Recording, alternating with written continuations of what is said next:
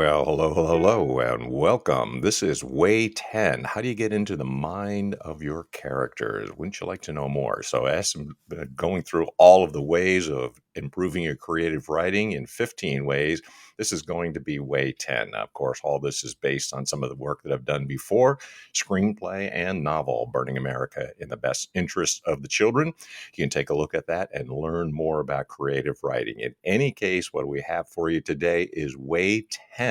And if you stick around the end of the program, in this episode, we'll give you some giveaways and some bonuses as well. You better believe it. So, what we have is Way 10. We're going to get into the mind of the characters, and this is what a lot of people would recommend to improve your dramatic and creative writing. This is Way 11, Getting into the Minds of Your Characters, Part 1. Congratulations, you've built your outline, extended synopsis, or treatment. You're just about ready to start drafting. The only thing left is to make sure you have an understanding of the drama genre, what works, what doesn't, and why. Throughout the rest of covering the 15 ways of creative writing, I will focus on building the tools you need to further master this genre. And these ways will sometimes shift away from detailed assignments and focus on lessons to learn about the genre, writing drama screenplays, and how to market them. You can take this knowledge and apply it to your drama story before, during, and after the writing process. It's all about filling up that toolbox with plenty of tools that you can use to tweak your drama scripts. I'm so interested in taking tropes from other movies and putting them into somewhere and something where it doesn't belong. Greta Gerwig, that's a great quote as well, too. Topic: 5 ways to get into the minds of your characters, Part 1. Lesson: one of the most common elements of screenwriting that screenwriters struggle with when writing drama most is writing believable characters that pop off the page. Believability has nothing to do with realism. Realism in film is often an oxymoron because most films are fictional, and even those that aren't usually take major creative liberties with the true stories that they depict in order to tell a more cinematic story within a couple of hours of screen time. And that's definitely the case with Burning America. Definitely the same thing. Believability is about presenting a character in any given situation, fantastical or not, that seems real.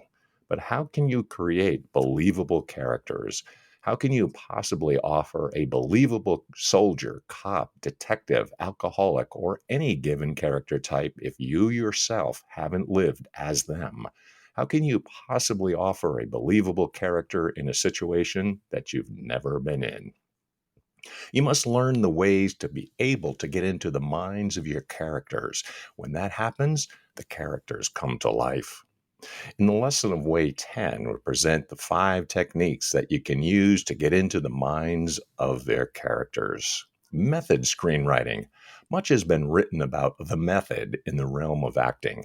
We've seen actors like Marlon Brando, Robert De Niro, Al Pacino, Daniel Day-Lewis, and Christian Bale go to great lengths to truly become the characters that they represent. They physically change their bodies. They learn a language that their character speaks. They live in solitude to discover what it's like to waste away in prison. They walk the dark city streets to get a feel for what it would be like to be a killer. Now, as a bonus, I can show you a short featurette on the top 10 method actors. Get in touch with me and I'll send that to you. The method is something that you should explore, at least on the surface. Actors are tasked with delivering a believable performance on screen for all to see. Thus, they must dig a little deeper to portray the wide range of depth and emotions in what usually become Oscar-worthy performances. You can just touch the surface of any character type or situation that you put your characters in. If anything, your work is the door that is presented to the actors while the actors have the task of opening that door to explore further. For Michael Mann's Collateral, Tom Cruise's preparation for his role had him disguising himself as a UPS driver in order to discover the feeling of having to blend in like his hitman character had to within the story. As a bonus, get in contact with me and I'll show you the footage of Tom Cruise's method. You can take the same type of action to get into the mindsets of your characters. If you're writing a crime drama that involves detectives or police officers, go the distance and try to navigate yourself into a ride along. Jake Gyllenhaal and Michael Pena spent months on ride alongs with LAPD in preparation for End of Watch, and it shows their amazing performance of what they were able to accomplish. For screenwriters, a single ride along could offer answers to scenes that require some form of authenticity. A simple discussion with detectives or police officers in their world could offer material for more character depth. You could be very surprised how your perspective as a screenwriter can change if you step even partly into the shoes of your characters.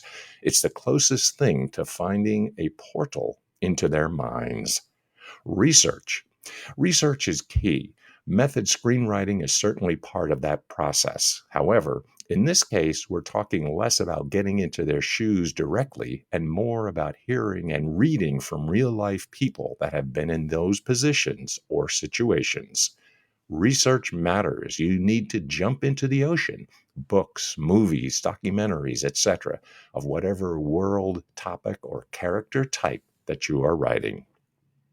Personal interviews are key as well.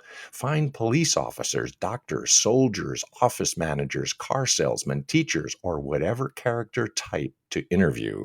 The material that you can get from them is so valuable by the time you sit down to write your script. Anecdotes that they offer can often turn into some amazing scenes. Personal tics or traits that you see during the interviews can be applied to your characters. Research feeds your brain.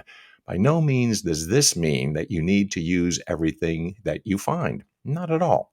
However, the way our brains work is beyond comprehension. If you feed your brain with information, it will subconsciously connect it with whatever applies. In your case, the script. You don't even need an extensive notebook of compiled research half the time. If you immerse yourself in the research, what matters will stick and what matters will always come to you in those moments of need. Research helps with writer's block as well. If you get stuck somewhere in your script, go back to your research. Watch similar movies, watch documentaries, read some books, etc. The research will open up to you those worlds and those characters. And the beauty of it is that research will make those characters more believable for the audience.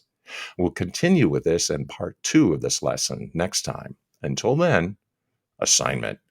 As you're starting to get into the minds of your characters, let's take some time to read some great screenplays from the drama genre that we've provided links to. Remember that general screenwriting format, as far as the guidelines and expectations, have changed throughout the years. Read Screencraft's Elements of Screenplay Formatting, and I can send that to you as a bonus for up-to-date formal directives. Also remember that some of the earlier drafts, they are early, I can send you, so expect to see some major differences, not to say improvements as well, between those scripts and the final produced films. As a bonus, contact me for these resources and you can read the drama screenplays.